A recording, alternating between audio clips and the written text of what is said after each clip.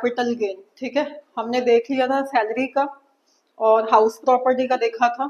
आज देखेंगे capital gain, है ना। 5 हेड्स है।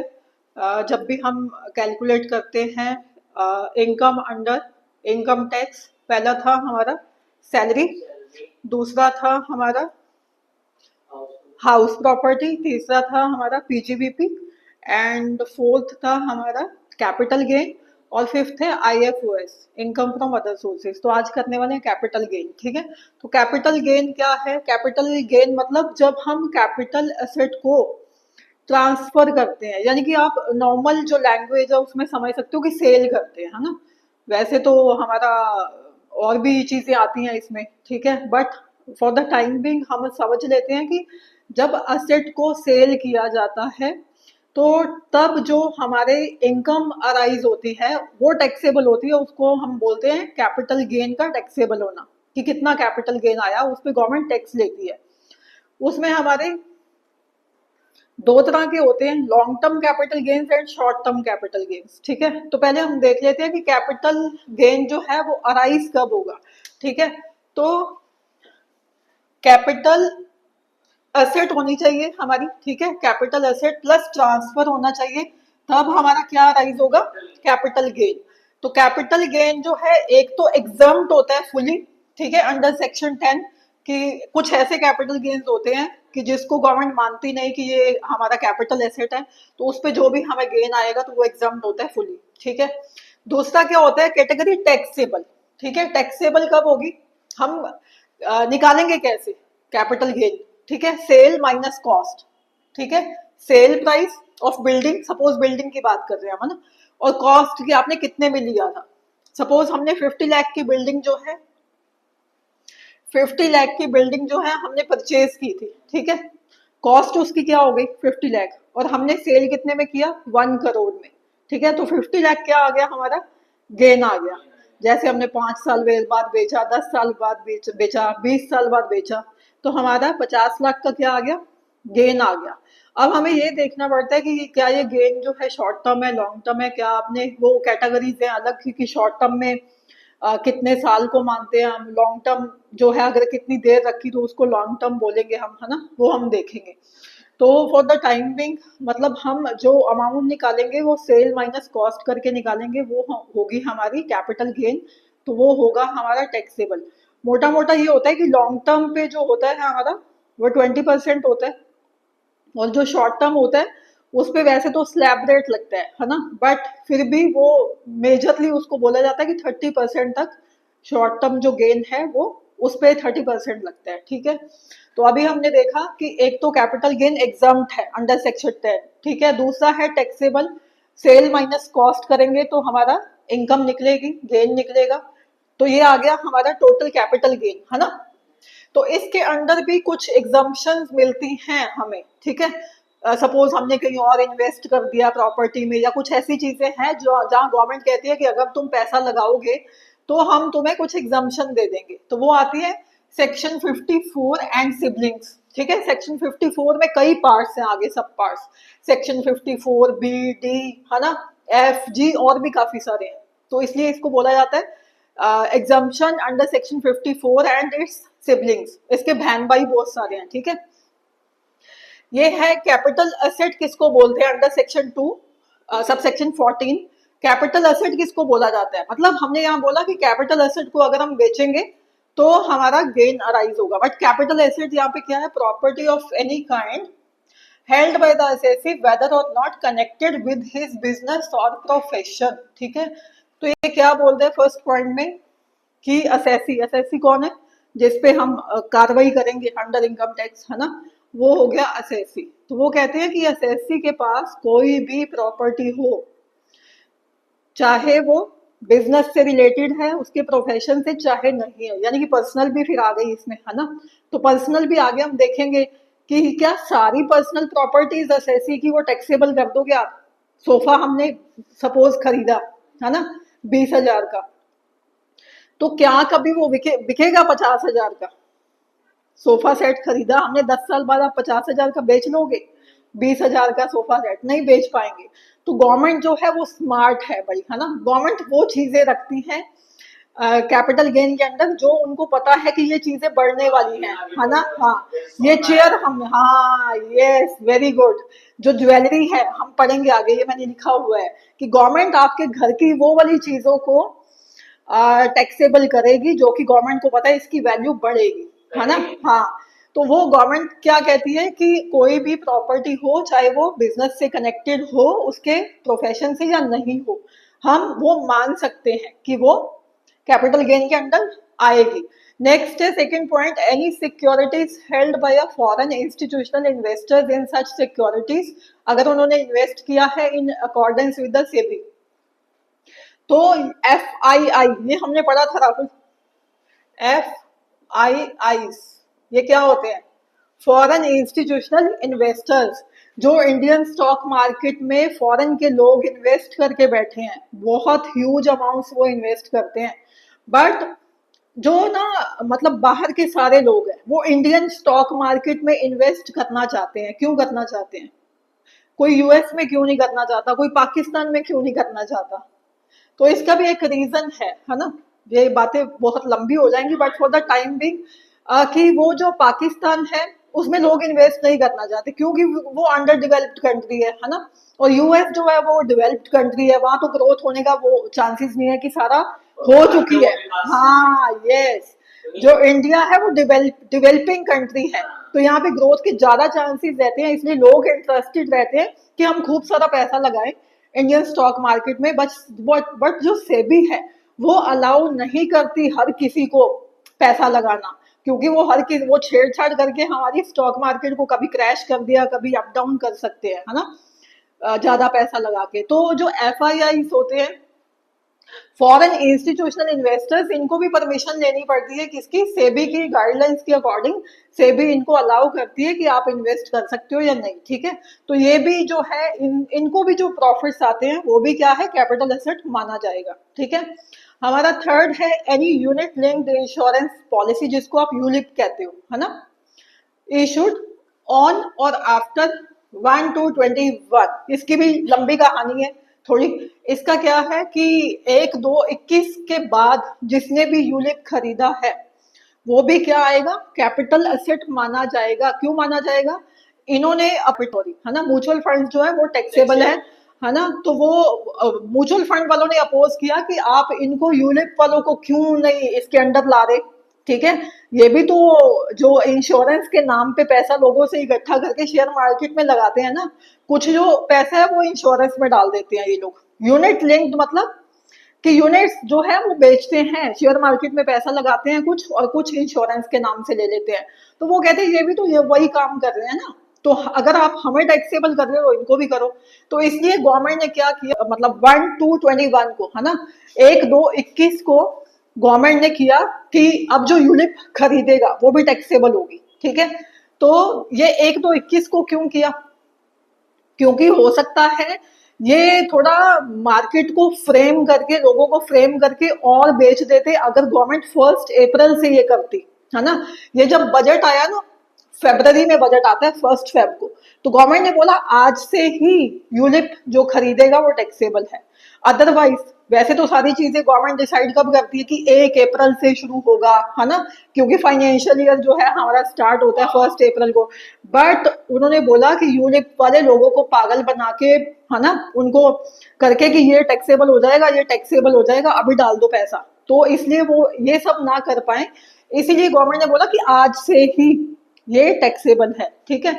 नेक्स्ट है हमारा प्रीमियम पेएबल एक्सीडिंग 2,50,000 और इन एग्रीगेट ऑफ 2,50,000। वो कहते हैं कि जो प्रीमियम हम इंश्योरेंस पॉलिसीज का जो है वो पे करते हैं, अगर वो आपका एनुअली 2,50,000 एक पॉलिसी है तो उसका 2,50,000 के नीचे नीचे या उसके इक्वल टू है तो वो एग्जाम्प्ट रहेगा। अगर आप इसके ऊपर इंश्योरेंस दे रहे हो, ठीक है, कई बार हम बोलते हैं कि हम तो भाई इंश्योरेंस में इन्वेस्ट किया है, आपने तो बोला है ये एग्जाम्प्ट होगा, ये टैक्सेबल नहीं होगा, बट वो कहते हैं कि आप अपने नाम से या किसी के नाम से 10 पॉलिसीज लेके रख लो और 20 लाख बोलो कि हमारा वो जा रहा है, किस्त जा रही है, इंस्टॉलमेंट जा रही है, तो इतना थोड़ी अलाउ करेंगे हम, है ना। तो या तो उन्होंने बोला कि एग्रीगेट में आपका आपने चाहे, हमें कोई मतलब नहीं, वो कहते हैं आपने चाहे 10 पॉलिसीज ली हो, ठीक है, या एक पॉलिसी जियो, अगर आपका प्रीमियम 2,50,000 से ऊपर जाता है तो हम उसको टैक्सेबल करेंगे, ठीक है। 2,50,000 से नीचे रहेगा तो फिर एग्जाम्प्ट है वो, है ना। बट डज नॉट इंक्लूड, अब एसेट में क्या इंक्लूड नहीं है, ठीक है। Any stock and trade, consumable stores, raw material held for the business or profession, ठीक है। ये क्या कह रहे हैं कि हमारे बिजनेस का सपोज कोई भी स्टॉक है ना, स्टॉक रखा हुआ है हमने बेचने के लिए, या रॉ मटेरियल की बात की कि कुछ रॉ मटेरियल रखा हुआ है, तो वो थोड़ी आप टैक्सेबल करोगे, है ना, वो क्योंकि वो आप सेल करोगे वो पीजीबीपी के अंदर चला जाएगा, है ना। तो वो कहते हैं कि इसको हम नहीं मानेंगे कि ये आपका कैपिटल गेन अराइज हो रहा है यहाँ पे। और कंज्यूमेबल स्टोर्स क्या होते हैं, सपोज हम एक एग्जांपल लें, जैसे शर्ट बना रहे हैं आप, है ना, शर्ट बना रहे हैं, तो उसके लिए जो सुई लगती है, नीडल लगती है, तो वो रॉ मटेरियल थोड़ी है ना, वो बीच में ही थोड़ी जाएगी उसके।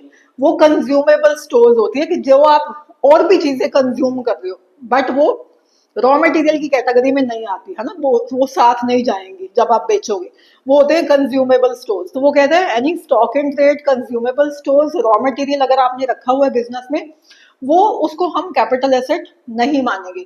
नेक्स्ट है हमारा movable personal effects, personal property की बात आ रही है राहुल यहाँ पे। मूवेबल पर्सनल इफेक्ट, मूवेबल मतलब जो इधर उधर आप सरका सकते हो, इधर उधर मतलब शिफ्ट कर सकते हो, मूवेबल, है ना। मूवेबल एक तो होता है इमूवेबल, है ना, बिल्डिंग एक जगह खड़ी है, इमूवेबल हो गया, है ना।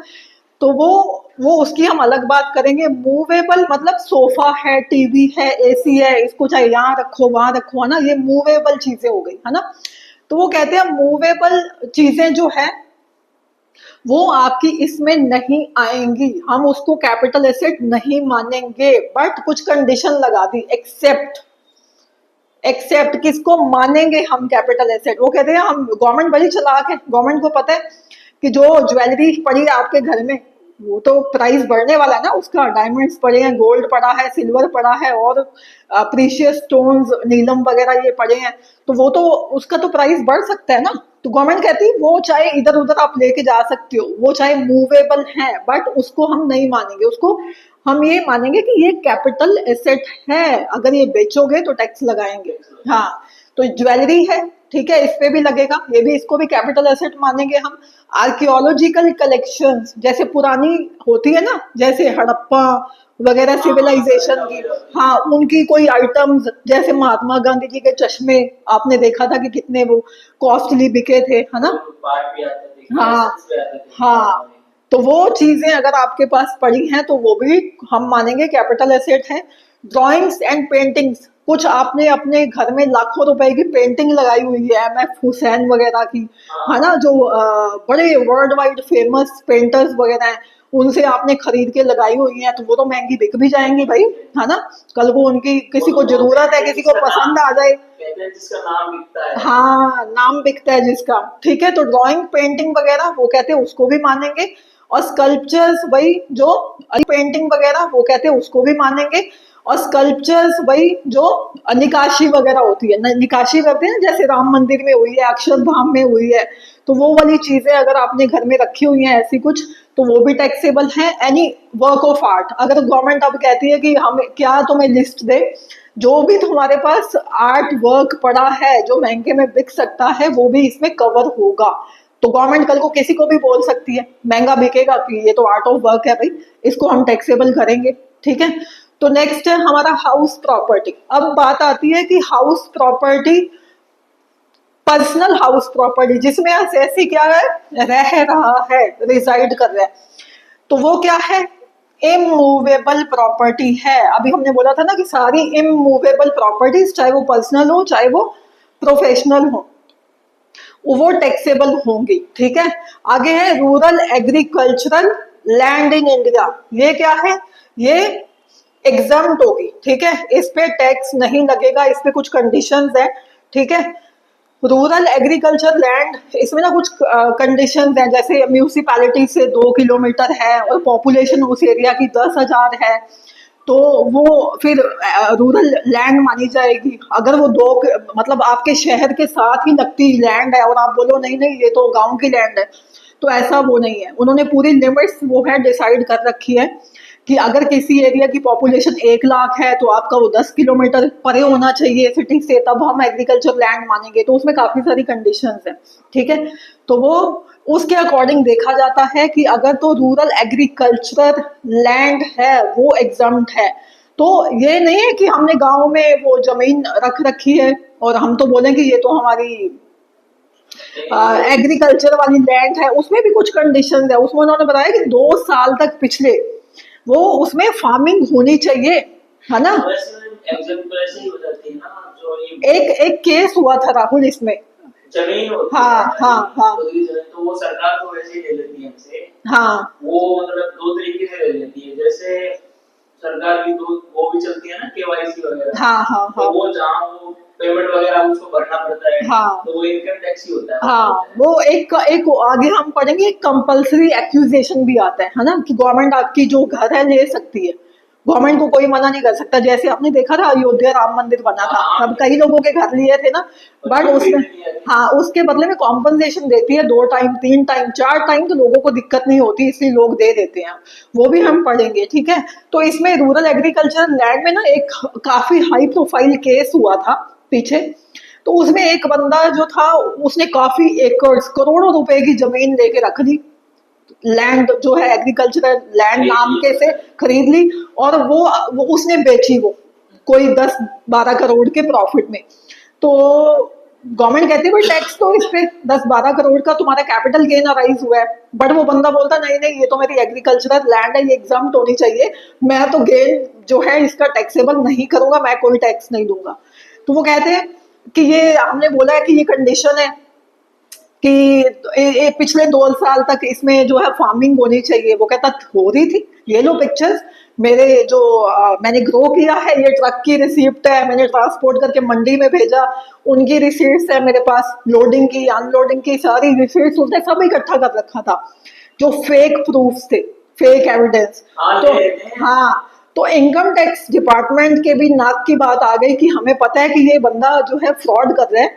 तो उन्होंने क्या किया, हाँ बट वो प्रूव नहीं कर पा रहे थे, है ना, कि कैसे प्रूव करें इसको कि ये एग्रीकल्चरल लैंड है या नहीं, इसमें फार्मिंग हुई है या नहीं हुई। ये मेन मुद्दा ये आ गया था कि वो कहता नहीं देखो ये बंदे मैंने इनको सैलरीज दिए हैं, ये मैंने हायर करके रख रखे थे, ये फार्मिंग करते थे वहां पिछले 2 साल। तो उन्होंने क्या किया, उन्होंने वो सैटेलाइट पिक्चर्स निकलवाई उस एरिया की। तो पिछले 2 साल का रिकॉर्ड देखा कि वहां पे कोई फार्मिंग नहीं हुई थी, प्लेन जमीन पड़ी हुई थी। फिर वो प्रूफ्स निकाल के उन्होंने उसके आगे रखे और कोर्ट के आगे रखे, फिर इसको टैक्सेबल करवाया। हाँ, ये बड़ा हाई प्रोफाइल केस हुआ था। तो ये भी जो है प्रॉपर हाँ, तो ये प्रॉपर देखना पड़ता है, गवर्नमेंट तो कुछ भी कर सकती है ना। नहीं, ये केस जो है बड़ा हाई प्रोफाइल केस आ गया था इसलिए। हाँ हाँ, अदरवाइज तो सिर्फ इसरो और डीआरडीओ ही अनुमति है, हाँ किसी को है नहीं। हाँ, बट ये क्योंकि ये छोटे मोटे केस हो तो गवर्नमेंट ऐसे ही वो है ना सॉल्व कर देती है। तो आगे है हमारा capital gain cut off list, ठीक है। कैपिटल गेन जो है किस कैटेगरी में रखा जाएगा, क्या ये शॉर्ट टर्म है या लॉन्ग टर्म है, ठीक है। उसकी कैटेगरीज है पीरियड 12 मंथ्स 24 मंथ्स और 36 मंथ्स की कैटेगरी है। तो वो हम देखेंगे कि कौन सा एसेट जो है 12 महीने में लॉन्ग टर्म हो जाता है, कौन सा 12 महीने यानी कि 1 साल में लॉन्ग टर्म होता है, कौन सा शॉर्ट टर्म होता है, ये हम देखेंगे, ठीक है। पीरियड ऑफ होल्डिंग लास्ट है हमारा, कि पीरियड ऑफ होल्डिंग क्या होता है, हमें जो है टैक्सेबल इनकम कब से कब की निकालनी है, ठीक है। वो होता है कि आपने कब एसेट को परचेज किया। होल्डिंग पीरियड मतलब हम देखेंगे कैसे कि ये शॉर्ट टर्म गेन जो अराइज होगा, ये लॉन्ग टर्म गेन अराइज होगा। तो होल्डिंग पीरियड होता है हमारा कि सपोज 1/8/23 को, नीचे मैंने डेट लिखी है, डेट ऑफ परचेज 1/8/23 और डेट ऑफ ट्रांसफर कितनी है 15/10/24। तो एक दिन पहले आपको रखना होता है, ठीक है। मतलब स्टार्टिंग का तो स्टार्टिंग की डेट लोगे जब हमने परचेज किया। हाँ, ये मोर देन 1 ईयर हो गया, है ना। 1/8/23 से लेके हमें 15 तक नहीं देखना, 15 को तो हमने बेच ही दी ना, उससे एक दिन पहले तक हमें देखना है होल्डिंग पीरियड 14 तक, हाँ 14/10/24 तक। तो ये हो गया 1 साल से ऊपर, ठीक है, हमारा एसेट की। तो ऐसे हम निकालेंगे, पहले तो यहाँ पे पीरियड निकालना पड़ेगा ना, तभी तो हम देख पाएंगे कि कितने महीने हुए हैं, 12 महीने की कैटेगरी में आ रहे हैं या 24 मंथ्स की कैटेगरी में आ रहे हैं। हाँ हाँ, जो ट्रांसफर की डेट सेल की, हाँ, तो अगर वो मोर देन 1 ईयर है तो फिर हम देखेंगे कि किस कैटेगरी में आ रही है, ये 12 मंथ्स वाली, 24 मंथ्स वाली या 36 मंथ्स वाली में आ रही है, ठीक है। तो इसके बेसिस में पहले हम निकालेंगे कि कैपिटल गेन जो शॉर्ट टर्म है या लॉन्ग टर्म है। क्यों निकालेंगे? क्योंकि टैक्स रेट भी तो अलग है ना, शॉर्ट टर्म पे लगता है 30% ऑलमोस्ट, है ना, और लॉन्ग टर्म पे लगता है 20%। तो इसलिए हमें अच्छा कौन सा है, हमें तो अच्छा है ना कि गवर्नमेंट माने कि हमने लॉन्ग टर्म है ये हमारा कैपिटल गेन, तब हम पे कम लगेगा टैक्स, 20% ही लगेगा, है ना। तो आज इतना ही करते हैं, है ना।